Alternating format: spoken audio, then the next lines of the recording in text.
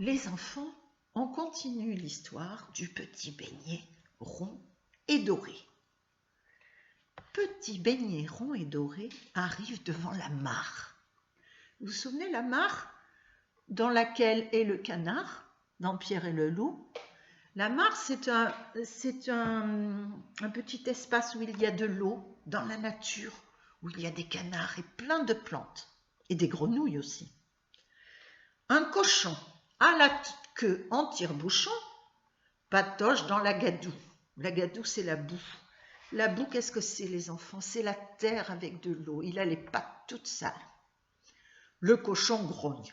« Pourquoi tu cours comme ça, petit beignet rond et doré ?» Alors, je vous montre le cochon. Dans la mare, dans la gadoue. Et le petit beignet de l'autre côté. Ici.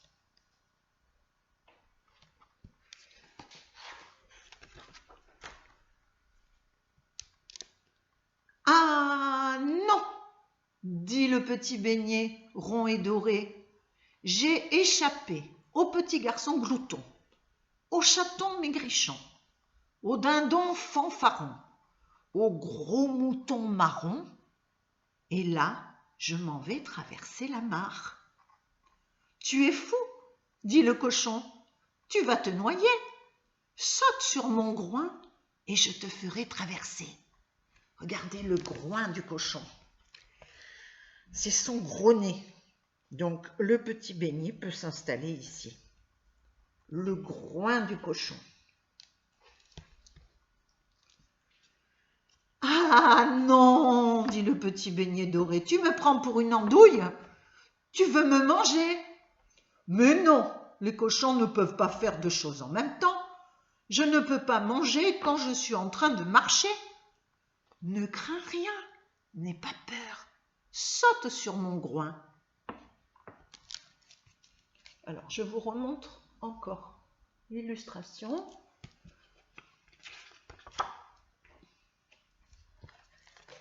Petit beignet rond et doré saute sur le groin du cochon. Le cochon fait un pas, puis un autre pas. Il marche, il avance, puis un autre. Et du petit beignet rond et doré, il croque la moitié. L'autre moitié du beignet disparaît dans la gadoue.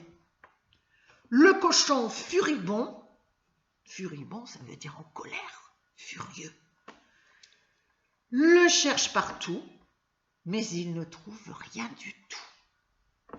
Regardez. On voit le petit beignet sur le groin du cochon.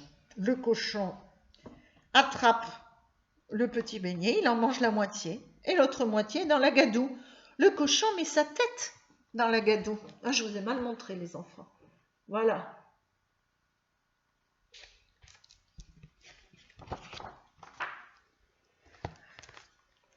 C'est depuis ce temps-là que les cochons cherchent dans la gadoue. Ils pensent qu'ils vont trouver des beignets. Et est-ce qu'il y a des beignets dans la gadoue, les enfants? Non, bien sûr. Alors, on va reprendre l'histoire, parce que dans cette histoire, d'abord, j'espère que vous n'avez pas eu peur. Hein? Quand vous mangez des petits gâteaux, c'est comme un petit beignet, c'est pareil. D'accord? Alors, maintenant, on va reprendre les mots. Au début, on a un petit garçon, qui est glouton. On entend on chaque fois. Ensuite, on a un chaton, maigrichon, on. Ensuite, on a un dindon, fanfaron. Ça veut dire qu'il fait le fier. Un mouton, marron, on. Et un cochon, furibond. Ça veut dire en colère. Donc, on n'a que des mots en on. Et on, vous allez l'écrire sur un petit papier. Ça s'écrit O et après N. O-N, ça fait on. Vous vous souvenez, on avait vu le roi, wa, c'est O-I. Le loup, ou, c'est O-U. Et maintenant, on a on, O-N.